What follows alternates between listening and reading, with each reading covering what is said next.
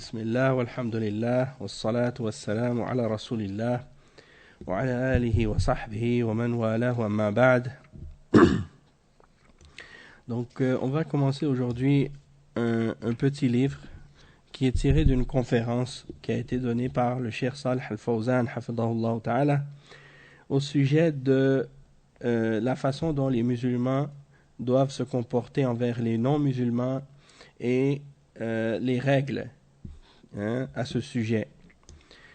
Et le cheikh, il commence dans sa conférence en disant Alhamdulillah Rabbil Alamin wa l'aqibatu lil muttaqin wa salatu wa salamu ala nabiyyina Muhammad wa ala alihi wa ashabihi wa tabi'in lahum bi ihsan amma ba'd.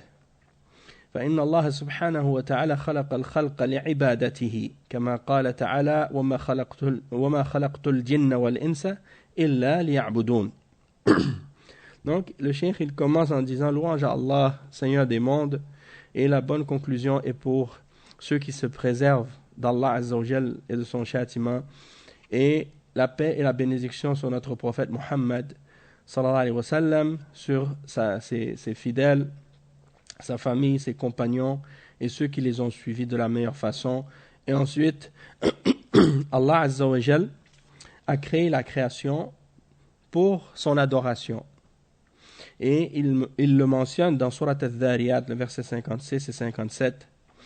Il dit dans ces versets ce qui signifie « Je n'ai créé les djinns et les hommes que pour qu'ils m'adorent. Ma uridu minhum min rizqin. Je ne veux d'eux aucune subsistance. Wa ma uridu an yut'imun. Et je ne veux pas qu'ils me nourrissent. Inna Allah huwa ar-razzaqu dhul quwwati al-matin. Allah, c'est lui qui donne la subsistance et qui est doué d'une force l'inébranlable. Donc Allah Azza wa Jal, le cheikh il dit Allah Azza wa Jal خلق الخلق لعبادته لا لحاجته إليهم أو إلى عبادتهم لأنه غني عنهم ولكن لحاجتهم هم إلى الله. Donc le cheikh il dit Allah Azza wa Jal il a créé la création pour son adoration, pour qu'il l'adore. Et c'est pas parce que Allah Azza wa Jal lui-même il a un besoin d'eux. C'est-à-dire, Allah n'a pas besoin de ses créatures. Il n'a pas besoin non plus de leur adoration. Mais, c'est eux qui ont besoin de lui. C'est eux qui ont besoin de cette adoration-là, pour eux-mêmes. Non pas pour Allah Azza wa Jal. Parce que Allah, il est ghani. C'est-à-dire qu'il se suffit à lui-même. Et il n'a besoin de rien, ni de personne. ففي عبادتهم لله يتقربون إلى الله سبحانه وتعالى فالله جل وعلا يكرمهم وينعم عليهم في الدنيا والآخرة فعبادتهم لله لأجل مصلحتهم هم. Donc le cheikh il dit que dans leur adoration d'Allah ils se rapprochent d'Allah Azza wa Jal, ce qui fait que Allah Azza wa Jal les honore à cause de cela et leur donne de ses grâces dans ce bas monde et dans l'au-delà à cause de cette adoration-là. Donc, leur adoration pour Allah, c'est pour leur bien à eux. Non pas pour Allah, parce que lui, il a un besoin de ses créatures ou un besoin de leur adoration. Allah n'a aucun besoin, ni de leur adoration, ni des créatures, ni de quoi que ce soit. C'est-à-dire que c'est pas le fait que tu sois pieux qui va ajouter quoi que ce soit à Allah Azza wa Jal, ou le fait que tu lui obéisses qui va rajouter quoi que ce soit à Allah. De même que si tu lui désobéis, ou si tu renies la foi en lui, ça ne va rien lui enlever non plus.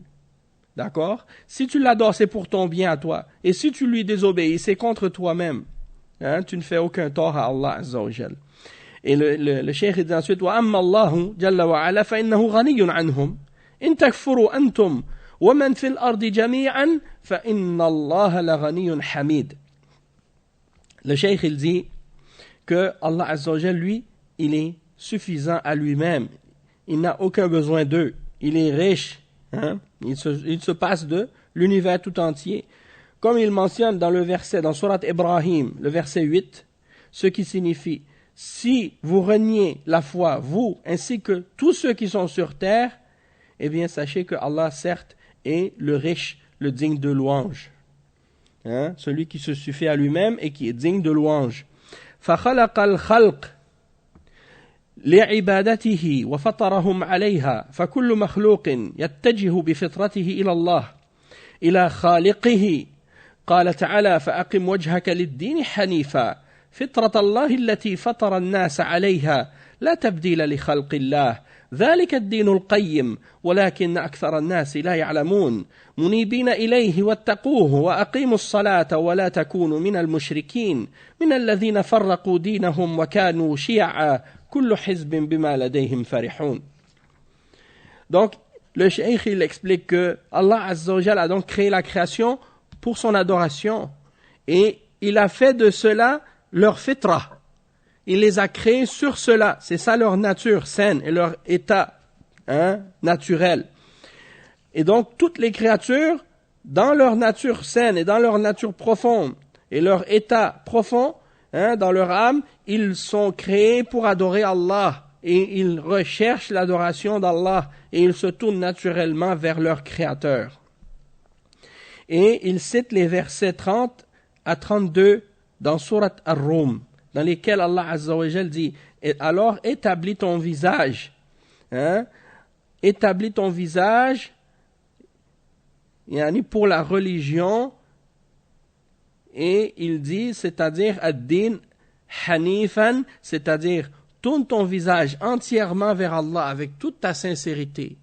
Tourne-toi avec toute ta sincérité dans ton adoration pour Allah Azza wa Jal en lui vouant une religion sincère et pure et en te détournant de tout ce qui est adoré en dehors de lui. Parce que Al-Hanifiyya, c'est ça la signification de Al-Hanifiyya.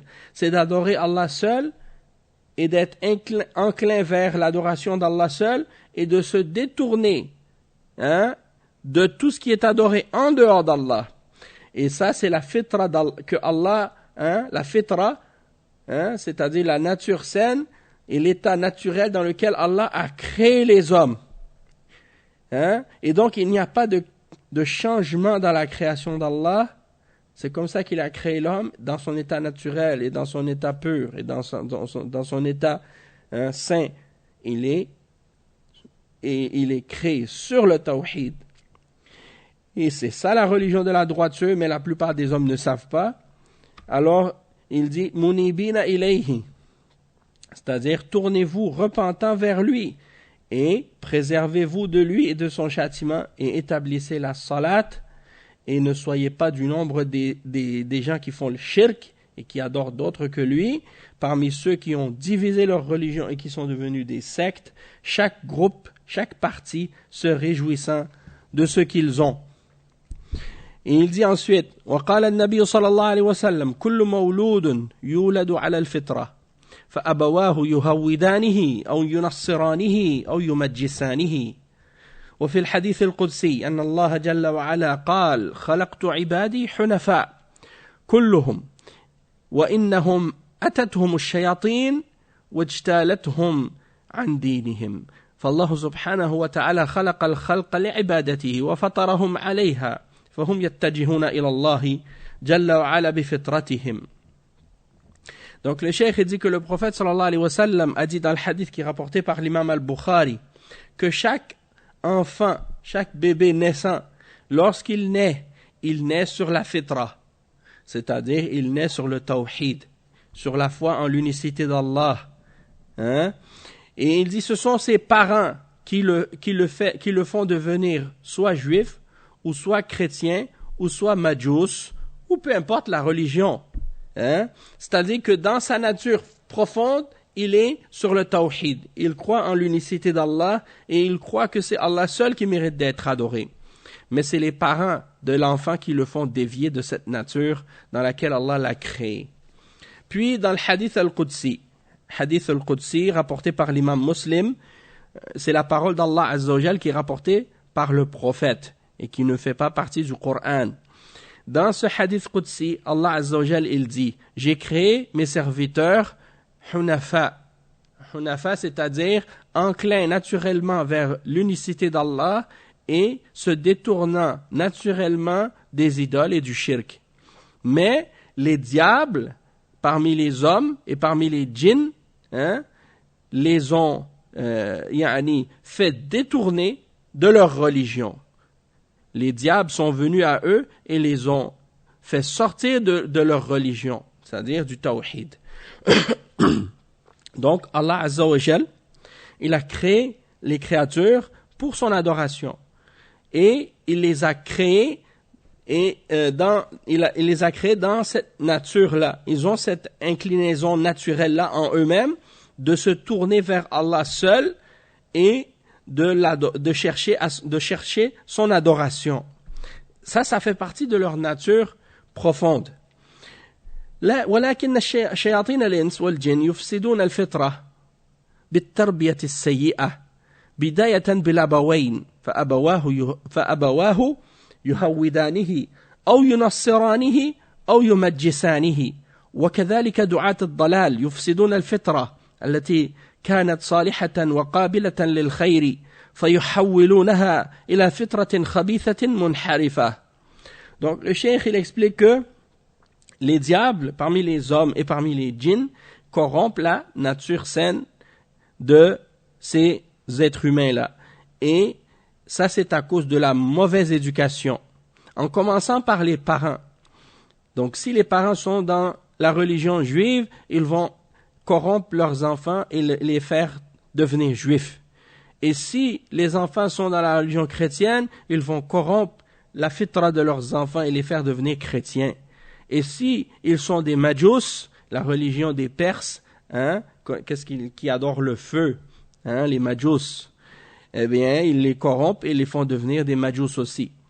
Et ça, c'est la même chose pour toute éducation qui est donnée de la part des parents ou autre que les parents et qui est une éducation qui est corrompue et mauvaise, qui détourne les enfants de l'adoration d'Allah seul, que ce soit des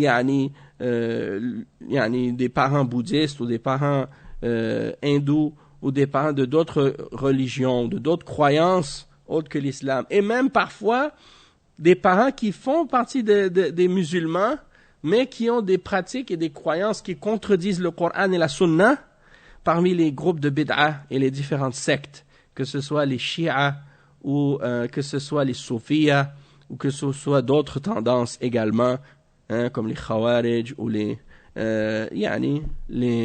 takfirines et autres. Donc ils vont corrompre la fitra naturelle des enfants et les éloigner de la fitra et du tawhid et de la sunna. Donc c'est comme ça, les gens qui invitent à l'égarement et qui corrompent la fitra, il y en a dans toutes les cultures, dans tous les pays, à toutes les époques.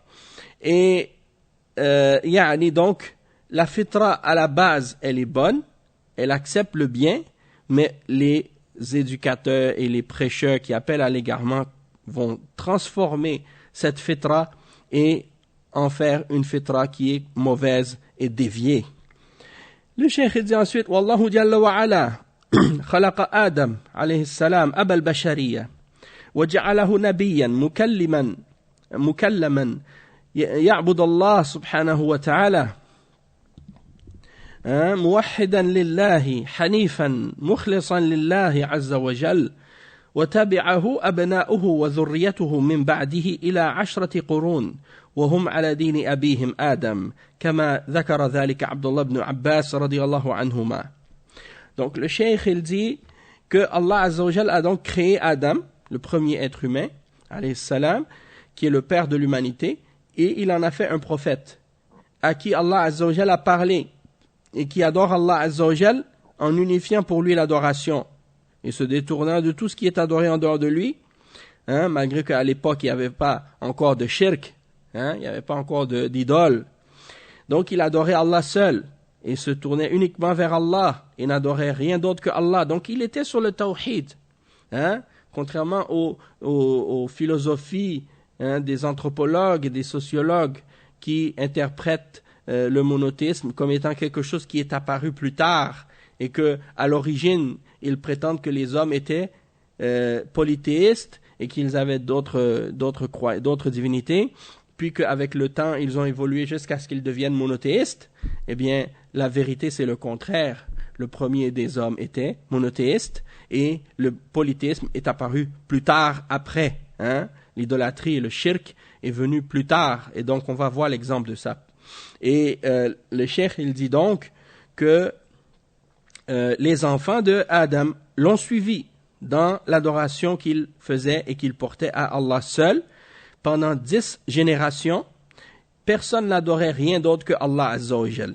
Et ils étaient tous sur la religion de leur père, Adam.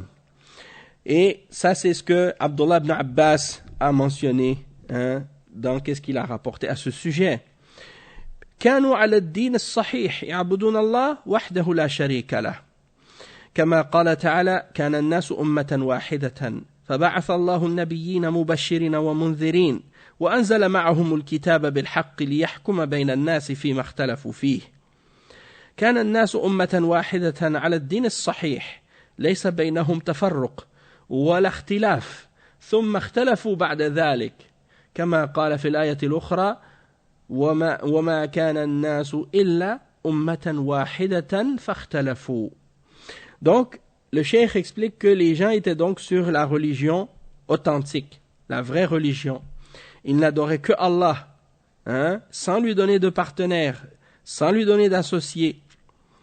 Et ensuite, Allah Azza wa Jal dit dans Surat Al-Baqarah, le verset 213, les hommes ne formaient qu'une seule nation, une seule communauté. Puis Allah Azza wa Jal a envoyé des prophètes comme annonciateurs d'une bonne nouvelle et avertisseurs d'un châtiment, et a fait descendre avec eux des livres avec la vérité, pour qu'ils jugent entre les hommes dans ce sur quoi ils ont divergé. Donc les hommes ne formaient qu'une seule communauté sur la religion authentique, la vraie religion. Il n'y avait pas entre eux de division, de divergence, mais par la suite, ils ont divergé entre eux. Et dans l'autre verset, Allah Azza wa Jal, il dit dans le verset 19, dans Surat Yunus, les hommes ne formaient qu'une seule communauté, une seule umma. Puis, ils ont divergé. اختلفوا.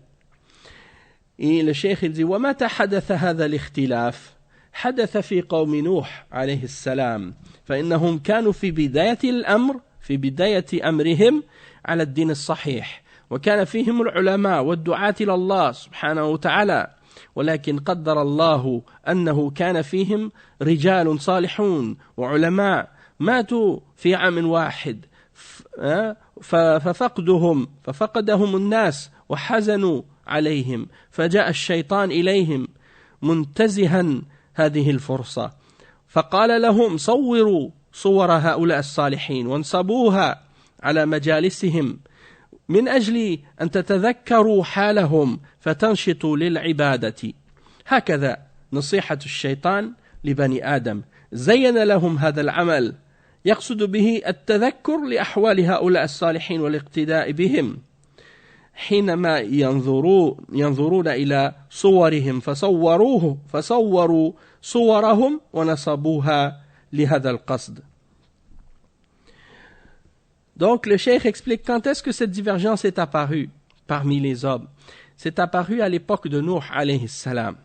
Ils étaient au début tous sur la vraie religion.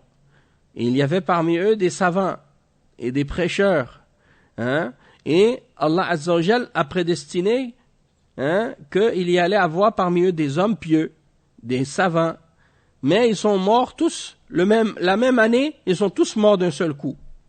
Alors les hommes ont perdu ces hommes-là. Et donc ils ont été très tristes de les perdre. Et le shaitan est venu vers eux. Et il a utilisé cette occasion pour les appeler à faire l'image et les représentations, les statues de ces hommes pieux-là.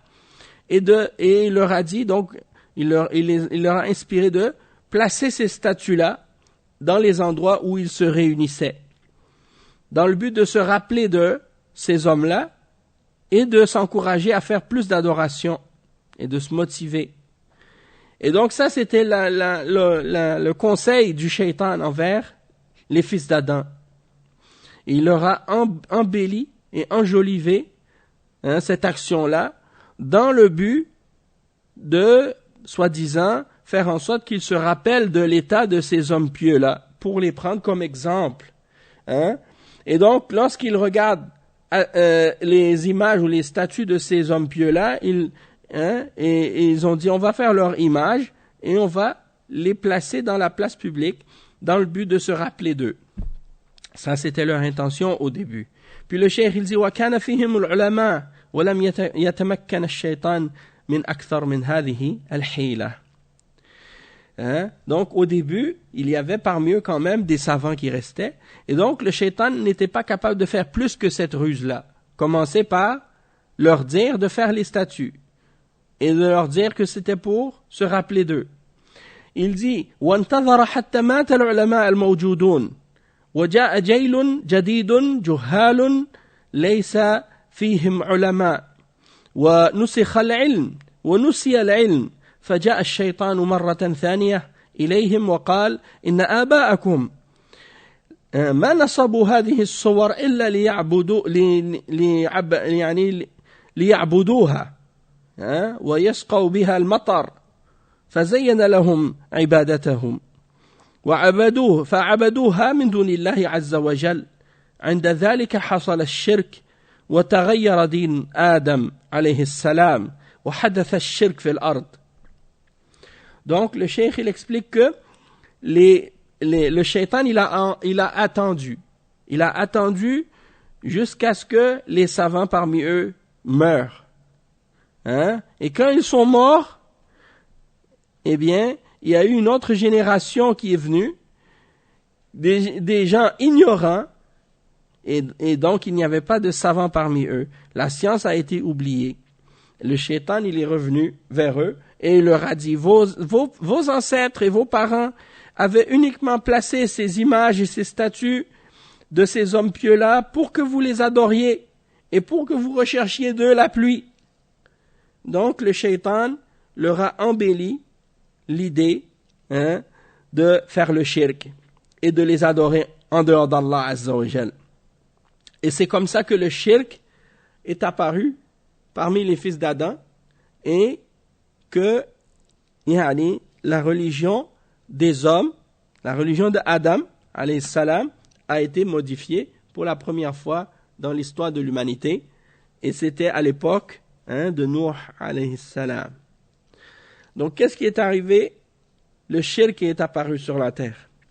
Le cheikh, il dit ensuite, فَبَعَثَ اللَّهُ نَبِيَّهُ نُوحًا عليه السلام يدعوهم إلى الله عز وجل إلى عبادة الله التي كان عليها آباؤهم وأجدادهم يدعوهم إلى الرجوع إلى عبادة الله ولكن تمكن الشرك من قلوبهم فأصروا على عبادة هذه الصور وقالوا لا تذرن آلهتكم ولا تذرن ودا ولا سواعا ولا يغوث ويعوق ونسرا وقد أضلوا كثيرا.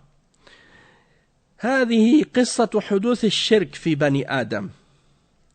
Donc le cheikh il dit ensuite Allah Azza wa Jalla a envoyé le prophète Nuh alayhi salam, le messager, pour les inviter à Allah et à l'adoration exclusive d'Allah, la religion sur laquelle étaient leurs pères et leurs ancêtres, et de les amener à revenir à l'adoration exclusive d'Allah Azza wa Jalla. Mais le shirk s'était installé dans leur cœur et ils ont persisté à vouloir continuer à adorer ces images et ces statues. Et ils ont dit, comme c'est cité dans Surat Nuh, le verset 23 et 24, lorsque Allah Azza wa Jal dit ce qui signifie, ils ont dit, ne laissez pas vos divinités, et ne laissez pas Wad et Suwa', ni Yarouth, ni Ya'ouq, ni Nasr. Ce sont les noms de leurs idoles, de ces hommes pieux qu'ils adoraient en dehors d'Allah.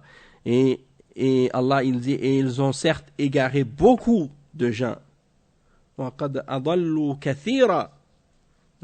Et c'est ainsi l'histoire de l'apparition du shirk dans l'humanité, chez les fils d'Adam.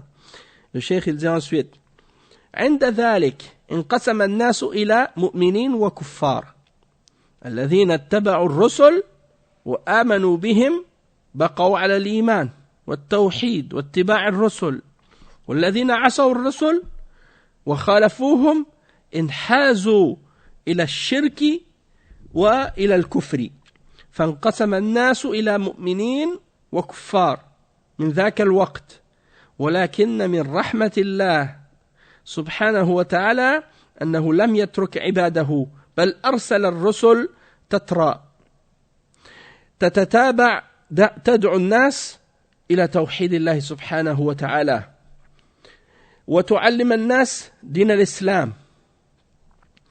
Donc le cheikh il dit ensuite, les hommes se sont donc divisés en deux groupes, les croyants et les mécréants. Ceux qui ont suivi les messagers et qui ont cru en eux sont restés sur la foi et sur le tawhid, et ils ont suivi les messagers. Et il y a ceux qui ont désobéi aux messagers et qui ont contredit les messagers et qui se sont dirigés vers le shirk et vers le kufr. Donc les hommes étaient maintenant divisés en deux catégories, des croyants et les non-croyants.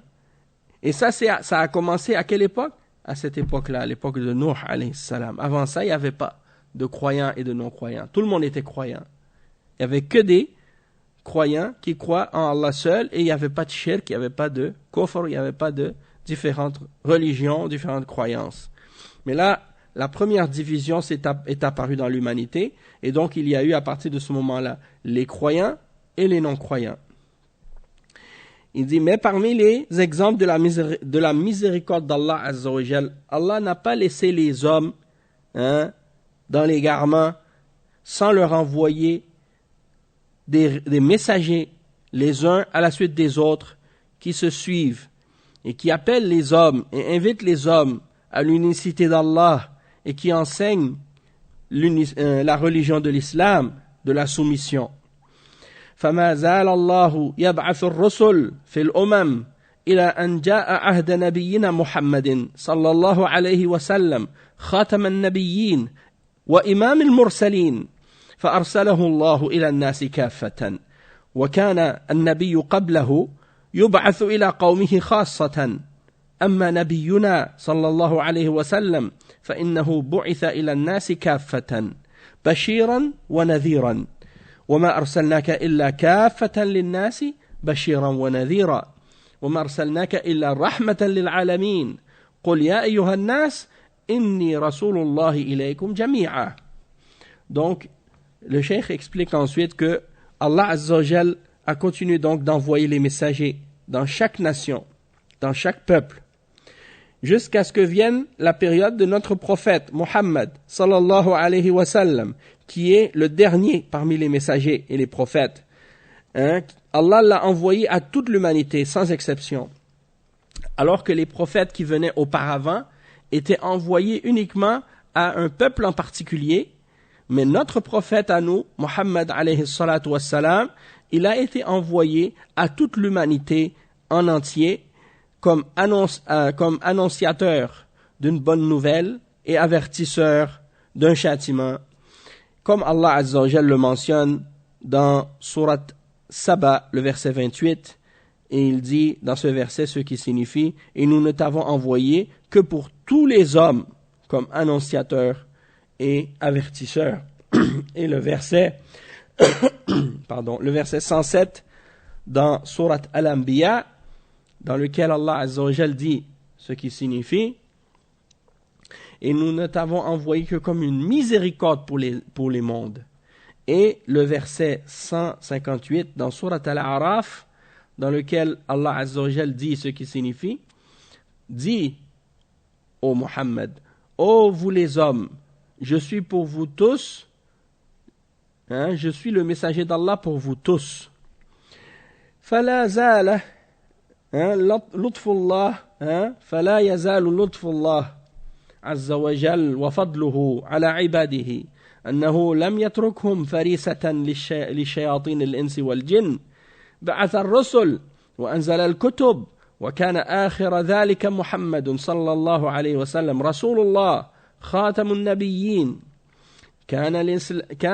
وكان الإسلام الذي جاء به خاتم النبيين الذي جاء به خاتم الأديان وهو دين الناس جميعا إلى أن يرث الله الأرض ومن عليها فلما انقسم الناس إلى مؤمنين وكفار فالله جل وعلا أرسل الرسل لدعوة الناس إلى الرجوع إلى عبادة الله وترك عبادة ما سواه وما أرسلنا وما أرسلنا من قبلك من رسول إلا نوحي إليه أنه لا إله إلا أنا فاعبدون. Donc le cheikh il dit donc la grâce d'Allah et la douceur d'Allah a toujours été donc sur ses serviteurs, et pour cela il ne les a pas abandonnés en proie pour les diables humains et les diables djinns. Allah a envoyé des messagers et des livres, et le dernier d'entre les messagers qui est venu clôturer la chaîne des prophètes et des messagers, c'est le prophète Mohammed, le messager d'Allah sallallahu alayhi wa sallam. Et l'islam avec lequel il est venu, eh bien c'est la conclusion et la clôture et le sceau de toutes les religions et de tous les messagers précédents. Parce que en réalité, tous les messagers qui sont venus avant lui sont tous venus avec l'islam, puisque l'islam c'est le tawhid, c'est la foi en l'unicité d'Allah et l'adoration exclusive d'Allah et le rejet de tout ce qui est adoré en dehors de lui. Ça c'est le message de tous les prophètes et de tous les messagers. Sauf que le prophète Mohammed sallallahu alayhi wa sallam, c'est le sceau des prophètes, c'est-à-dire celui qui vient sceller la prophétie, qui vient la clôturer et la conclure. Donc il est le dernier de tous les messagers et des prophètes. Et donc, c'est la religion de tous les hommes, sans exception, jusqu'à ce que Allah hérite de la terre et de ce qui est dessus, c'est-à-dire jusqu'à la fin des temps. Et lorsque les hommes se sont divisés en deux catégories, les croyants et les non-croyants, Allah Azza wa Jalla a envoyé une série de messagers pour inviter les hommes à revenir à l'adoration d'Allah seul et à délaisser tout ce qui est adoré en dehors de lui, comme Allah Azza wa Jalla le mentionne dans Surat Al-Anbiya, le verset 25, qui signifie « Et nous n'avons envoyé avant toi de messagers, excepté que nous lui avons révélé que rien ne mérite d'être adoré excepté moi, alors adorez-moi. » Donc tous les messagers ont appelé à ce message-là, quand ils venaient à leur peuple. Adorer Allah seul. Il n'y a rien qui mérite d'être adoré excepté lui. Et le cheikh il dit ensuite, شرع الله تعالى أحكاما ليتعامل بها المسلم مع الكافر وهي أحكام باقية مستمرة إلى أن تقوم الساعة. Le cheikh il dit, Allah Azza wa Jalla a donc légiféré des règles de la façon qui nous explique la façon dont le musulman doit interagir avec le mécréant. Et ce sont des règles permanentes et qui restent jusqu'à la venue de l'heure du jugement dernier. Il dit أول ما يتعامل به المسلم مع الكافر الدعوة إلى الله دعوة الكفار إلى الإسلام دعوتهم إلى الله سبحانه وتعالى لأجل مصلحتهم وهدايتهم وسعادتهم في الدنيا والآخرة. قال الله جل وعلا لنبينا محمد صلى الله عليه وسلم ادع إلى سبيل ربك بالحكمة والموعظة الحسنة وجادلهم بالتي هي أحسن إن ربك هو أعلم بمن ضل عن سبيله وهو أعلم بالمهتدين. وقال سبحانه يا أيها النبي إنا أرسلناك شاهدا ومباشرا ونذيرا وداعيا إلى الله بإذنه وسراجا منيرا قل هذه سبيلي أدعو إلى الله على بصيرة أنا ومن اتبعني وسبحان الله وما أنا من المشركين. فدعا صلى الله عليه وسلم إلى الله كما أمره بذلك واستجاب له من استجاب ممن كتب الله لهم السعادة وخالف من خالف. Donc le cheikh il dit la première des règles que le musulman doit appliquer dans son comportement envers le non-croyant, c'est ad-da'watu ila Allah, c'est-à-dire de l'inviter à Allah, de l'inviter à l'adoration exclusive d'Allah, d'appeler les kuffars à l'islam, à la soumission à Allah, et de les inviter donc à se soumettre à Allah Azza wa Jal pour leur bien à eux, pour qu'ils soient guidés et pour leur bonheur dans ce bas monde et dans l'au-delà, parce qu'il n'y a pas de bonheur pour l'humanité en dehors de l'islam, dans ce bas monde ou dans l'au-delà. Et Allah Azza wa Jal dit à notre prophète Muhammad sallallahu alayhi wa sallam dans le Coran, ce qui signifie dans le verset 125 dans surat An-Nahl, قل ادعوا إلى سبيل ربك بالحكمة والموعظة وجادلهم والموعظة الحسنة, c'est-à-dire invite ô Muhammad au chemin de ton Seigneur avec sagesse et avec une bonne exhortation et argumente avec eux, dispute avec eux de la meilleure façon. Certes, ton Seigneur connaît mieux celui qui s'égare de son chemin et il connaît mieux ceux qui sont bien guidés. Le verset 125 dans Surat An-Nahl.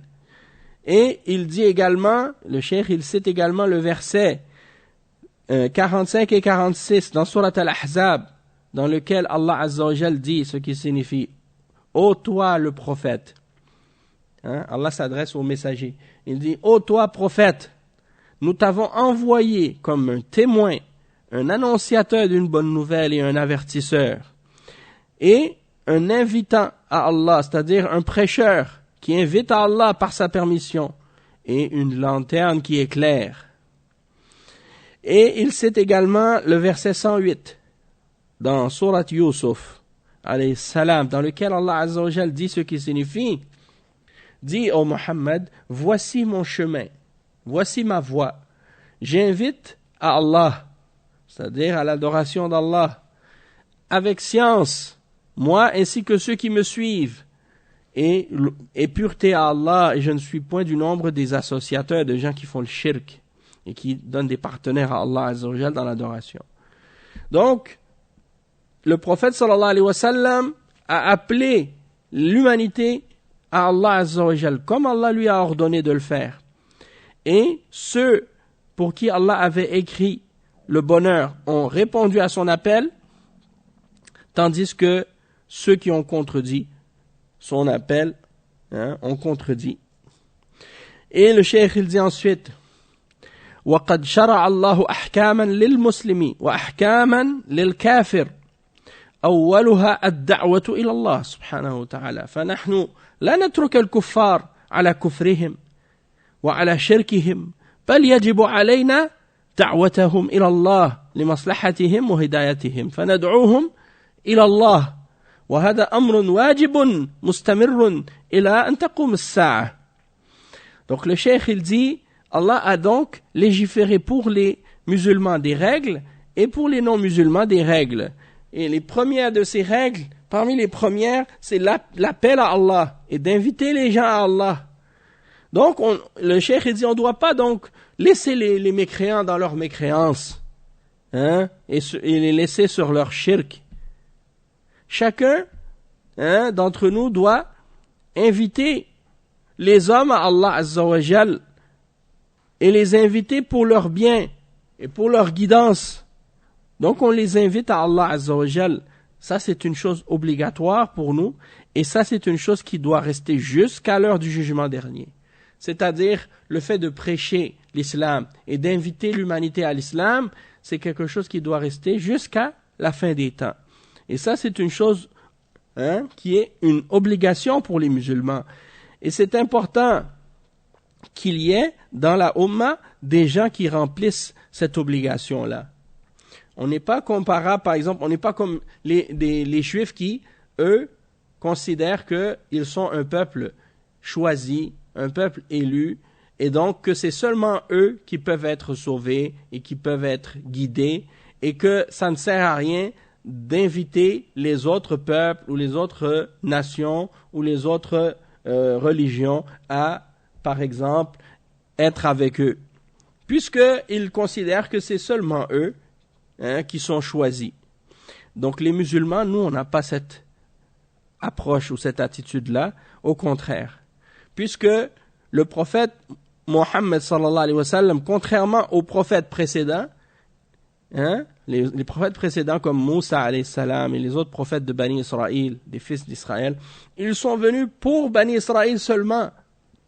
Même Jésus, que beaucoup de gens aujourd'hui prétendent suivre parmi les chrétiens, eh bien, quand on lit même dans le Nouveau Testament des chrétiens aujourd'hui, il le dit lui-même, je ne suis venu que pour la brebis perdue de la maison d'Israël. Et dans le Coran, Allah Azza wa Jal, il a confirmé cela en disant, quand Isa ibn Maryam, il vient, Jésus le fils de Marie, il dit, وإذ قال عيسى ابن مريم يا بني إسرائيل إني رسول الله إليكم. C'est-à-dire, il dit, ô fils d'Israël, je suis un messager d'Allah pour vous, qui vient confirmer ce que vous avez auparavant, et ainsi de suite, et annoncer la venue d'un prophète qui viendra après moi, qui s'appelle Ahmad.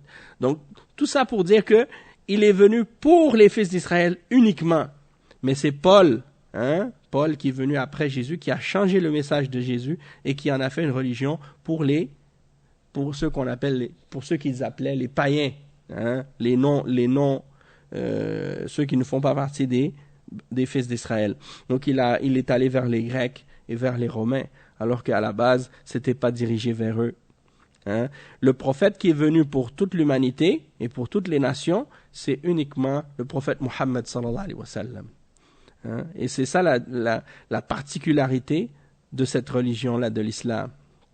Et c'est pour ça que les juifs ne font pas de da'wa et que les chrétiens, eux, ils font de la prêche et ils appellent d'autres peuples, mais on a compris que c'était à cause d'une déformation des enseignements de Jésus. Puisque le message qui était enseigné par Jésus n'était pas une religion universelle, dans le sens que ces règles-là étaient spécifiques aux fils d'Israël. C'est pour ça qu'ils ont enlevé l'application de l'Ancien Testament. Quand Jésus, quand Paul a commencé à vouloir prêcher son message et sa religion qu'il a inventée au nom ceux qui ne faisaient pas partie des fils d'Israël, au nom israélite si on veut, eh bien, il a abandonné toutes les lois et les règles de la Torah et de l'Ancien Testament. Pourquoi? Parce que il savait que cette partie-là n'allait jamais être acceptée par ces gens-là. Et de toute façon, c'était pas, disons, orienté vers eux à la base, puisque le prophète Isa alayhi salam n'est pas venu pour l'humanité tout entière, mais uniquement pour les fils d'Israël. Tandis que le prophète Muhammad sallallahu alayhi wa sallam, il est venu pour toute l'humanité. Donc, c'est un devoir pour les musulmans de prêcher l'islam et d'appeler à l'islam, et d'appeler tout le monde à l'islam, sans exception, peu importe qu'il soit blanc, peu importe qu'il soit noir, ou rouge, ou jaune, peu importe qu'il soit d'Europe ou d'Amérique, ou qu'il soit d'Afrique ou d'Asie. Tous les peuples sur terre sont appelés à se soumettre à leur Créateur et à adorer leur Créateur de façon pure et exclusive. Donc, le cheikh il dit, on doit premièrement les appeler à l'islam, de ne pas les abandonner à leur mécréance et à leur shirk, mais de les appeler à Allah pour leur bien, pour les guider et de les inviter à Allah. Et ça, c'est une obligation pour nous jusqu'à l'heure du jugement dernier. Et on va lire un autre paragraphe encore, puis après, on va s'arrêter. Le cheikh il dit, الدعوة إلى الله من آكد الواجبات وفيها إحسان إلى البشرية لأجل أن يخرج الله من يشاء من الظلمات إلى النور. كتاب أنزلناه إليك لتخرج الناس من الظلمات إلى النور بإذن ربهم إلى صراط العزيز الحميد. الله الذي له ما في السماوات وما في الأرض. هذا واجب عظيم علينا نحو الكفار أن ندعوهم إلى الله، إلى الدخول في الإسلام، إلى ترك الكفر والشرك، إلى الرجوع إلى عبادة الله التي خلقوا من أجلها وفيها سعادتهم وفلاحهم وصلاحهم فالدعوة إلى الله أمر قائم لا ينتهي إلى أن تقوم الساعة وهي فرض على المسلمين فرض كفاية إذا قام بها من يكفي سقط الإثم عن الباقين وإن تركت نهائيا فإن المسلمين يأثمون جميعا لتركهم هذا الواجب. Donc le cheikh il dit, le fait d'inviter à Allah Azza wa Jal est une des obligations les plus établies, les plus certaines en islam. Il y a dedans de la bienveillance envers l'humanité, dans le but de les faire sortir, dans le but de les faire sortir des ténèbres vers la lumière et de faire sortir, bien entendu, ceux que Allah a voulu parmi ses créatures des ténèbres à la lumière. Allah Azza wa Jal dit dans le verset 1 à 2 dans Surat Ibrahim, ce qui signifie, Allah Azza wa Jal dit, c'est un livre qu'il a révélé sur toi, Muhammad, pour faire sortir les hommes des ténèbres vers la lumière par la permission de leur Seigneur, vers le chemin du Tout-Puissant et du Sage, Allah, celui à qui appartient ce qui est dans les cieux et ce qui est sur la terre. Donc, c'est une grande obligation que les musulmans ont envers les non-croyants, de les appeler à l'islam, et à entrer en islam, et à se soumettre à Allah Azza wa Jal, et à délaisser le kufr et le shirk, et à revenir à l'adoration exclusive d'Allah, l'adoration pour laquelle ils ont été créés, et dans laquelle il y a leur bonheur, leur succès et leur bien. Et de les inviter à Allah est une obligation et un ordre établi par Allah qui ne terminera jamais jusqu'au jour de la résurrection, jusqu'au jour de l'heure du jugement dernier. Et c'est donc une obligation pour les musulmans, une obligation pour un nombre suffisant, c'est-à-dire s'il y a un nombre suffisant de musulmans qui ont établi cette obligation, alors le péché ne sera pas compté sur le reste. Mais si tous les musulmans délaissent cette obligation-là, complètement, alors ils seront tous pécheurs à ce moment-là, jusqu'à ce qu'ils mettent en pratique cette obligation, jusqu'à ce qu'un groupe d'entre eux mette en pratique cette obligation. Et ça, c'est important aussi, surtout pour les musulmans qui, par exemple, viennent vivre dans des pays non musulmans ou sont appelés à venir dans des pays non musulmans pour une raison ou pour une autre, que les ulama ont clarifié, et qui sont là de profiter de cette occasion pour appeler les hommes à l'islam et d'enseigner aux gens l'islam. Parce que malheureusement, il y a certaines tendances chez certains groupes de musulmans, malheureusement, qui tentent, au lieu de profiter de l'occasion qu'ils ont à appeler les non-musulmans à l'islam et à leur expliquer la religion d'Allah, eux, au lieu de faire ça, ils veulent s'installer chez les koufars pour vivre comme eux, adopter et embrasser leur système et leurs principes et s'intégrer dans leur société pour devenir membre de cette société-là qui contredit dans les principes qu'ils ont et qui contredisent l'islam, sans les inviter à la religion d'Allah Azza wa Jal. Alors ça, c'est une grave erreur de la part de ces individus-là et de ces gens-là. Même parfois des gens qui sont responsables de mosquées ou qui sont imams dans des mosquées et qui, au lieu d'inviter les gens qui ne sont pas musulmans à l'islam, invitent les non-musulmans à venir dans les mosquées pour appeler les musulmans à participer à des systèmes non islamiques. C'est-à-dire que c'est les koufars qui viennent faire la da'wa aux musulmans dans leur mosquée, au lieu que ce soit nous les musulmans qui les invitons à la mosquée pour les appeler à l'islam, c'est eux qui rentrent dans nos mosquées pour nous appeler au kufr. C'est la religion de certains qui est complètement inversée dans leur tête. Donc, pour terminer,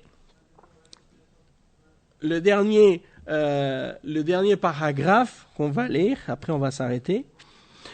Le cheikh il dit ثم بعد الدعوة إلى الله من آمن بالله وقبل الدعوة صار من المسلمين فهذا قد عاد إلى رشده ورجع إلى صوابه وأنقذ نفسه من الكفر والشرك وأنقذ نفسه من النار فنحن ندعوهم لأجل مصلحتهم وهدايتهم وإخراجهم من الظلمات إلى النور عملا بأمر ربنا سبحانه وتعالى.